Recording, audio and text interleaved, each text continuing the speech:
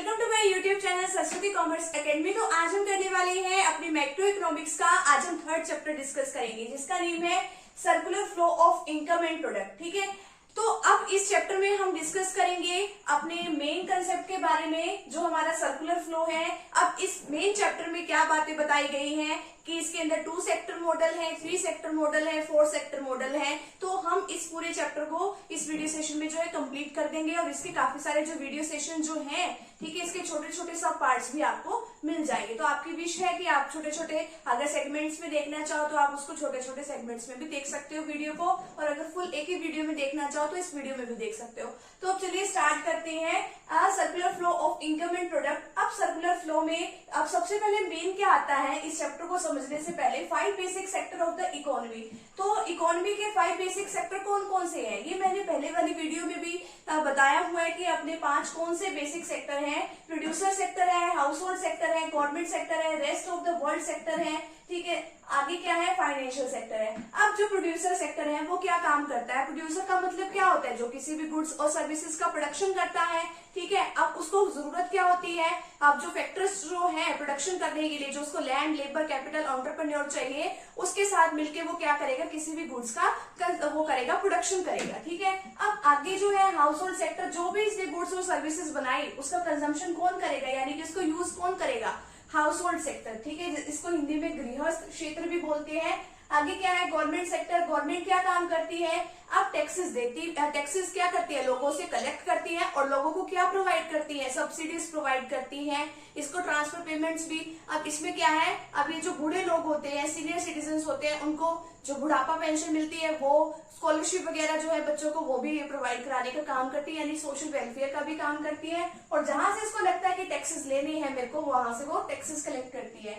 आगे क्या है, rest of the world sector में। अब इसमें क्या है, बाकी बचा हुआ एरिया, अब इसको फॉरेन सेक्टर के भी नाम से जाना जाता है। इसमें इंपोर्ट और एक्सपोर्ट का काम होता है। इंपोर्ट और एक्सपोर्ट का तो मतलब आपको पता होगा, इंपोर्ट का मतलब कि अगर आप दूसरे देशों से कोई सामान मंगवा रहे हैं, और एक्सपोर्ट का मतलब अगर आप दूसरे देशों को कोई सामान भेज रहे हैं, उसको क्या कहते हैं हम, एक्सपोर्ट। और आगे क्या है, फाइनेंशियल सेक्टर। अभी क्या करता है, लोगों से मनी कलेक्ट करने का काम भी करता है, अगर लोगों को जरूरत पड़े तो उनको उधार देने का काम भी करता है। ठीक है, तो ये इसका काम है। तो ये 5 बेसिक सेक्टर्स है इकोनॉमी के। अब मीनिंग क्या है सर्कुलर फ्लो ऑफ इनकम का, इसमें क्या बात होती है कि हम क्या करते हैं, एक सेक्टर से दूसरे सेक्टर तक मनी का या रियल जो फ्लो है वो इसके अंदर होता है। अब इसमें क्या मेन बात आती है, अब आगे आप इसमें सीखोगे भी कि जो सर्कुलर फ्लो है इसमें एक मनी फ्लो भी होता है, एक क्या होता है, रियल फ्लो होता है। अगर आप गुड्स और सर्विसेज का लेन देन कर रहे हो एक सेक्टर से दूसरे सेक्टर तक, ठीक है, तो उसमें तो क्या होता है, रियल फ्लो। अगर आप मनी का फ्लो कर रहे हो एक सेक्टर से दूसरे सेक्टर तक, उसको आप मनी फ्लो कहते हैं। तो अब इसकी एक डेफिनेशन है वो देखिए,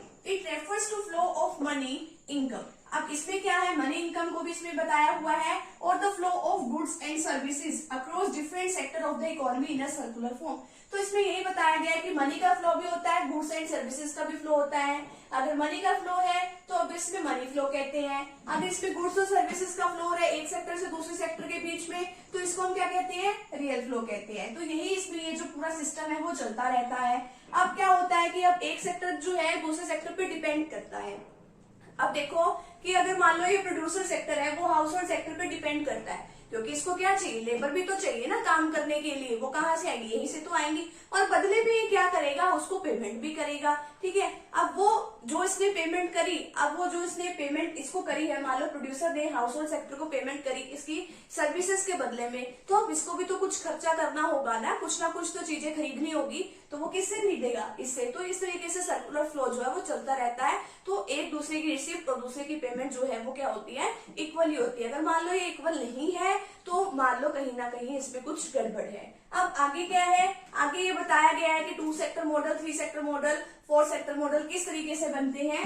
अब यहाँ पे देखो जो हाउस होल्ड सेक्टर और प्रोड्यूसर सेक्टर है, अब देखो अब प्रोड्यूसर सेक्टर और हाउस होल्ड सेक्टर जो है, अब इन दोनों को मिला के क्या बनेगा, 2 सेक्टर मॉडल बनेगा। ठीक है, आगे क्या है, अगर ये पहले के जो फर्स्ट 3 सेक्टर है, जो प्रोड्यूसर है, हाउस होल्ड है और जो गवर्नमेंट सेक्टर है, इन तीनों को मिला के 3 सेक्टर मॉडल बनेगा। अगर मान लो ये जो फर्स्ट 4 है, ठीक है, house hold, producer sector, government sector, foreign sector, foreign sector इसी का नाम है rest of the world sector का। अगर ये चारों को मिला दें तो हमारा क्या बनेगा, 4 सेक्टर मॉडल बनेगा। ठीक है, अब इसमें एक और मेन बात आती है कि ओपन इकोनॉमी और क्लोज्ड इकोनॉमी क्या होता है। अगर हम फॉरेन सेक्टर के साथ मान लो जुड़े हुए हैं, ठीक है, अब इसका भी रोल है इंपॉर्टेंट फॉरेन सेक्टर के साथ, तो इसको ओपन इकोनॉमी कहते हैं। अगर फॉरेन सेक्टर इसमें नहीं इन्वॉल्व है तो मतलब ये क्या है, क्लोज्ड इकोनॉमी है। ठीक है, तो यहाँ पे हमारा जो छोटा सा टॉपिक है यहीं पे कंप्लीट होता है। तो फ्रेंड्स फटाफट से भी आप इसका स्क्रीनशॉट ले लीजिए। आगे का जो पार्ट है मनी फ्लो, रियल फ्लो, उसको हम डिस्कस कर लेते हैं, फिर आगे इसके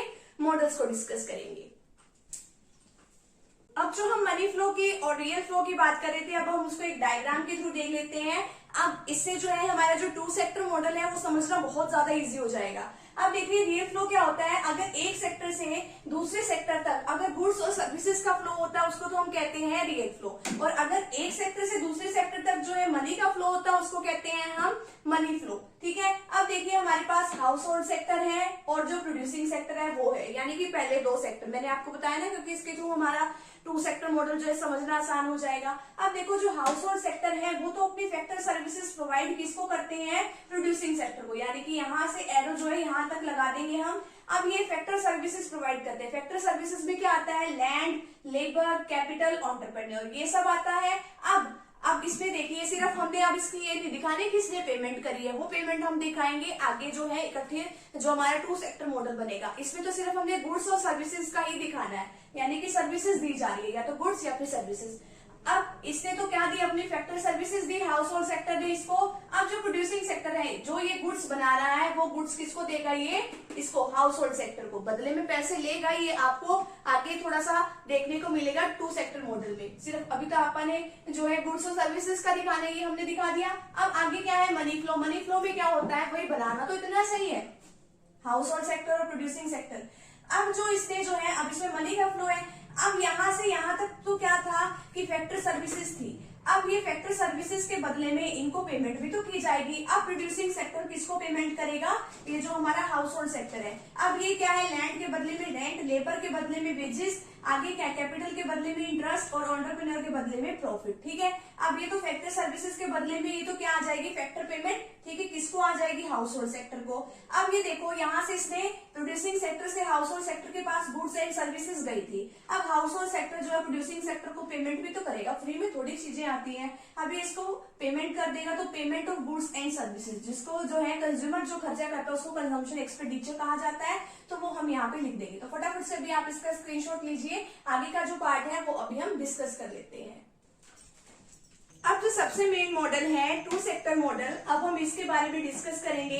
जो हमने रियल फ्लो और मनी फ्लो जो डिस्कस किया था, सिर्फ वही जो है हमने इस पे दोनों ही मॉडल जो है एक साथ प्लॉट कर देने हैं, वो हमारा 2 सेक्टर मॉडल बन जाएगा। अब हमारे पास जो है 2 सेक्टर मॉडल जो है वो हाउस होल्ड सेक्टर और जो हमारा प्रोड्यूसिंग सेक्टर है उन दोनों सेक्टर से मिलकर बनता है। अब देखो कि जो हाउस होल्ड सेक्टर है वो क्या करता है, प्रोड्यूसिंग सेक्टर को अपनी फैक्टर सर्विसेज प्रोवाइड करता है। यहाँ से जो है ये फैक्टर सर्विसेज जो है वो कहाँ तक जाएगी, प्रोड्यूसिंग सेक्टर तक। अब फैक्टर सर्विसेज में क्या क्या आता है, लैंड, लेबर, कैपिटल, एंटरप्रेन्योर, ये फैक्टर ऑफ प्रोडक्शन कहलाते हैं वैसे। अब ये हाउस होल्ड सेक्टर से यहाँ तक चली गई। अब आगे क्या है, जो प्रोड्यूसिंग सेक्टर है इन सर्विसेज के बदले में हाउस होल्ड सेक्टर को क्या देगा, फैक्टर पेमेंट करेगा। अब पेमेंट किस तरीके से करता है, लैंड के बदले में क्या देगा, ये रेंट, लेबर के बदले में वेजेस, कैपिटल के बदले में इंटरेस्ट, एंटरप्रेन्योर के बदले में प्रॉफिट। ठीक है, अब आगे देखिए, अब ये जो पैसे इनके पास आ गए हैं, हाउस होल्ड सेक्टर क्या करेगा, अब ये इनसे गुड्स और सर्विसेज खरीदेगा प्रोड्यूसिंग सेक्टर से। अब प्रोड्यूसिंग सेक्टर जो है इसको गुड्स और सर्विसेज सप्लाई करेगा। ठीक है, अब इसने सप्लाई करी और अब ये हाउस होल्ड सेक्टर इसको बदले में क्या देगा, पेमेंट कर देगा, जिसको हम क्या कहते हैं, payment of goods and services. ये इस तरीके से हमारा 2 सेक्टर मॉडल बनता है। और अगर मान लो ये इस तरीके से तो हमारा 2 सेक्टर मॉडल बन गया।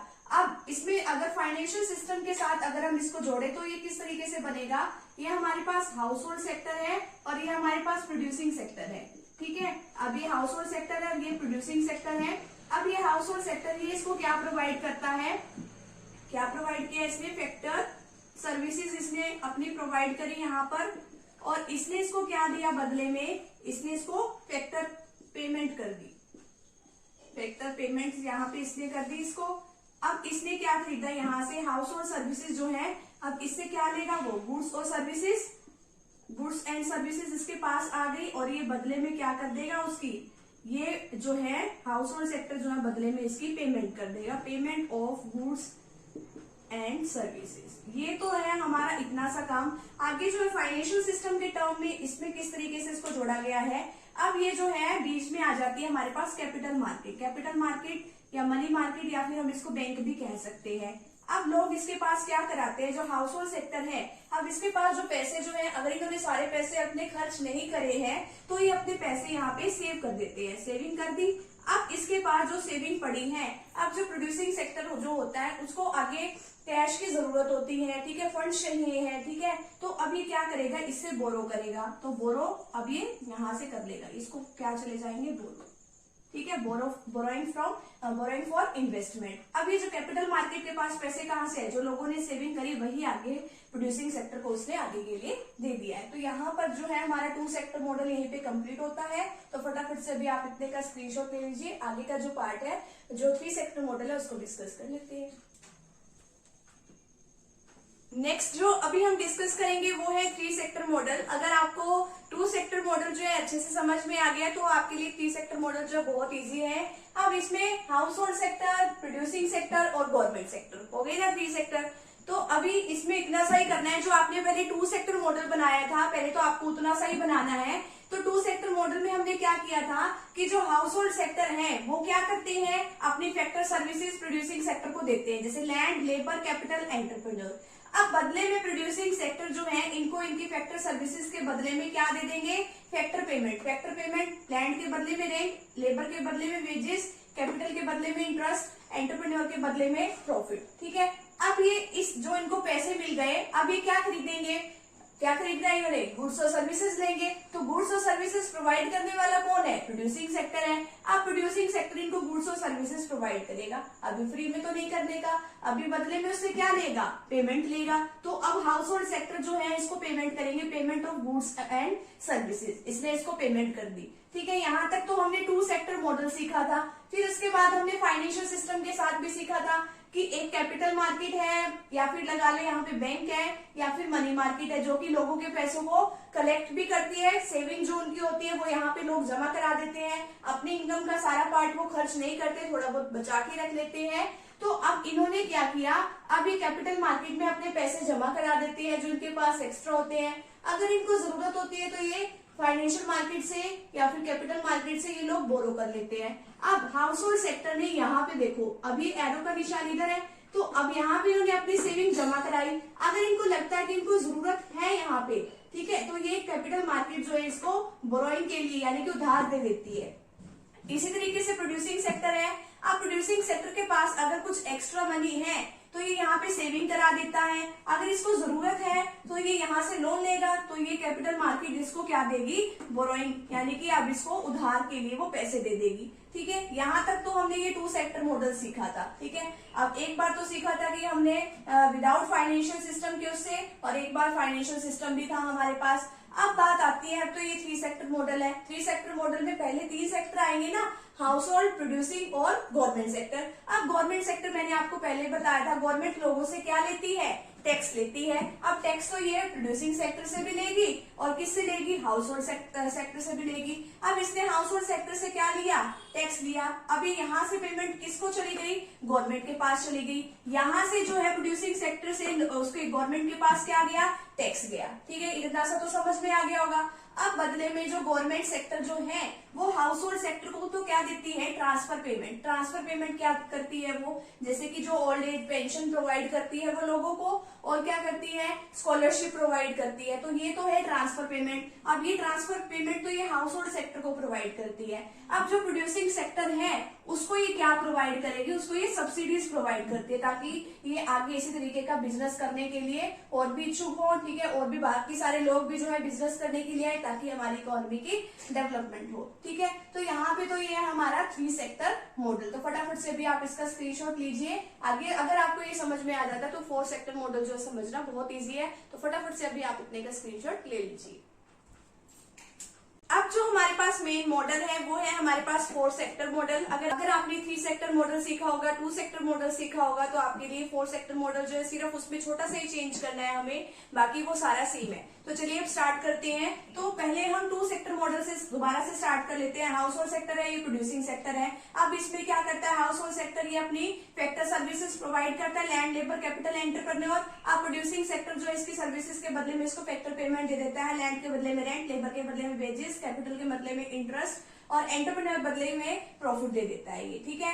अब ये इससे क्या खरीदेगा, गुड्स एंड सर्विसेज, और ये इसके बदले में इसको पेमेंट कर देगा। अब कैपिटल मार्केट इसमें इंक्लूड होती है। अगर इनको सेविंग करनी है, अगर प्रोड्यूसिंग सेक्टर को और इसको हाउस होल्ड सेक्टर को उसमें करनी है अपनी सेविंग्स, ठीक है, तो ये तो अपनी सेविंग्स यहाँ जमा कराएंगे। अगर इनको उधार की जरूरत है तो कैपिटल मार्केट इनको ये प्रोवाइड करा देती है। आगे फिर हमने थ्री सेक्टर मॉडल में सीखा था गवर्नमेंट सेक्टर। गवर्नमेंट सेक्टर भी इंक्लूड हो जाता है इसमें हाउस होल्ड सेक्टर और प्रोड्यूसिंग सेक्टर के साथ। अब ये क्या करते हैं, गवर्नमेंट क्या करेगी, अब इनसे टैक्सेस लेगी, ठीक है। इसने हाउस होल्ड सेक्टर से क्या लिया, टैक्स लिया। प्रोड्यूसिंग सेक्टर से भी इसने क्या लिया, टैक्स लिया। गवर्नमेंट जो है हाउस होल्ड सेक्टर को ट्रांसफर पेमेंट यानी पेंशन और स्कॉलरशिप प्रोवाइड करती है, और अब ये गवर्नमेंट जो है प्रोड्यूसिंग सेक्टर को सब्सिडीज प्रोवाइड कर दे ताकि आगे भी नए नए बिजनेस करने के लिए इच्छुक हो, ठीक है। आगे जो है अब ये गवर्नमेंट सेक्टर का कैपिटल मार्केट के साथ क्या लिंक है, भाई अगर गवर्नमेंट के पास पैसे ज्यादा है तो कैपिटल मार्केट में दे देती है, जरूरत है तो ये ले भी लेती है। आगे जो फोर्थ सेक्टर मॉडल में जो मेन बात है वो क्या है, फॉरेन सेक्टर यानी कि rest of the world sector जो है फोर्थ सेक्टर, उसको इंक्लूड कर देंगे। अब देखो जो हमारे पास प्रोड्यूसिंग सेक्टर होता है, अब प्रोड्यूसिंग सेक्टर को अभी देखो अगर हम बाहर सामान भेजते हैं तो हमारे बाहर से पेमेंट भी तो आती है, उसको क्या कहते हैं, एक्सपोर्ट पेमेंट। बाहर सामान भेजा उसको एक्सपोर्ट कहते हैं, बाहर से पेमेंट आई तो एक्सपोर्ट पेमेंट। अब एक्सपोर्ट पेमेंट जो फॉरेन सेक्टर से प्रोड्यूसिंग सेक्टर के पास जाएगी। अगर हम बाहर से कोई सामान मंगवा रहे हैं फॉरेन से तो हम इंपोर्ट करते हैं उसको, तो इंपोर्ट की पेमेंट हम यहाँ पे इसको दे देंगे। अब आगे है हाउस होल्ड सेक्टर पे। अब अगर मान लो किसी ने बाहर से कोई पैसे हमारे पास भेजे हैं फॉरेन सेक्टर से तो उसको कहते हैं नेट फैक्टर पेमेंट। अगर मान लो हमने कोई सामान वगैरह मंगवाया है तो उसको पेमेंट करनी भी पड़ेगी, हमें इंपोर्ट पेमेंट करनी पड़ेगी, तो उसको नेट ट्रांसफर पेमेंट। इस तरीके से जो हमारे ये फोर्थ सेक्टर मॉडल है यहीं पे कंप्लीट होता है। ये बहुत ही इजी है, तो फटाफट से भी आप इनका स्क्रीनशॉट ले लीजिए। जो आगे का छोटा सा पार्ट है वो भी हम डिस्कस कर लेते हैं। अब जो सर्कुलर फ्लो ऑफ इनकम का जो नेक्स्ट टॉपिक है उसका नाम क्या है, लीकेज एंड इंजेक्शंस। अब लीकेज का मतलब क्या है, जो सर्कुलर फ्लो ऑफ इनकम चल रहा है कि जिस तरीके से फैक्टर पेमेंट हो रही है, ठीक है। सबसे पहले फैक्टर सर्विसेज जो है हाउस होल्ड सेक्टर प्रोवाइड कर रहे हैं प्रोड्यूसिंग सेक्टर को, फिर वो उसके बदले में उसको फैक्टर सर्विसेज के बदले में फैक्टर पेमेंट दे रहे हैं, वो गुड्स और सर्विसेज खरीद रहे हैं उसके बदले में पेमेंट दे रहे हैं। तो इसमें क्या है लीकेज में, अब इसमें क्या होता है कि जो लोगों के पास पैसे तो होते हैं लेकिन वो सर्कुलर फ्लो ऑफ इनकम से अब वो चीज जो है बाहर निकाल दी जाती है, यानी कि जो अपने पैसे हैं वो कहीं ना कहीं और जो है खर्च करने स्टार्ट कर दिए जाते हैं। अपने देश में जो कि प्रोड्यूस करी गई है गुड्स उन पे ना तो वो खर्चा किया जाता, या फिर लोग क्या कर लेते हैं अपना पैसा ज्यादा खर्च ना करके उनको कहीं ना कहीं सेव कर लेते हैं। तो यानी सर्कुलर फ्लो ऑफ इनकम में वो पैसा अब नहीं डाला जाता है, ठीक है। अब leakage refer to withdrawal of money from the circular flow, कि जो सर्कुलर फ्लो से वो पैसा बाहर निकाल लिया जाता है, तो वो उसका तो मतलब क्या होता है, लीकेज। अब इंजेक्शंस का मतलब क्या है कि हमारे पास पेमेंट तो आ रही है लेकिन जो पेमेंट है वो सर्कुलर फ्लो से नहीं आ रही, वो कहीं और से पेमेंट आ रही है। अब जैसे कि हमने फैक्टर ऑफ प्रोडक्शन पेमेंट करने के लिए, ठीक है, तो हमने बैंक से लोन लिया तो उसको क्या कहेंगे, इंजेक्शंस ऑफ इनकम कहेंगे। आगे क्या है, मेन विड्रॉल्स एंड इंजेक्शंस। अब house hold sector, producing sector, government sector, rest of the world sector. Withdrawals यानी कि लीकेज कैसे हो रही है, हाउस होल्ड सेक्टर लीकेज कैसे कर सकता है, अपने पैसे बचाकर, प्रोड्यूसिंग सेक्टर भी अपने पैसे बचा के, गवर्नमेंट टैक्स करके, आगे क्या है, rest of the world import करके, इंपोर्ट एक्सपोर्ट करके। अब इंपोर्ट में तो जो है ये विड्रॉल्स में आएगा, अब इंजेक्शंस में हाउस होल्ड पे कुछ भी नहीं, प्रोड्यूसिंग में क्या आएगा, ये इन्वेस्टमेंट करके। आगे क्या है, गवर्नमेंट एक्सपेंडिचर करके, रेस्ट ऑफ द वर्ल्ड जो है एक्सपोर्ट करके। इस तरीके से विड्रॉल्स एंड इंजेक्शंस होती है। तो यहाँ पे छोटा सा टॉपिक है हमारा, यहीं पे कंप्लीट होता है, तो फटाफट से भी आप इसका स्क्रीनशॉट ले लीजिए। Circular flow of income chapter का ये सबसे लास्ट टॉपिक है, इसका नाम क्या है, significance of the study of circular flow of income. अब यानी कि इसकी इंपॉर्टेंस क्या है, अब इसमें क्या है, सर्कुलर फ्लो ऑफ इनकम बढ़ के हमें नॉलेज ऑफ इंटरडिपेंडेंस हो जाता है, यानी कि हमें ये पता लग जाता है कि एक सेक्टर जो है वो दूसरे सेक्टर पे किस तरीके से डिपेंड है। अब हाउस होल्ड सेक्टर जो है अब वो क्या करता है, उसको अपनी सर्विसेज प्रोवाइड करता है, बदले में वो क्या दे देता है, उसको पेमेंट करता है, ठीक है।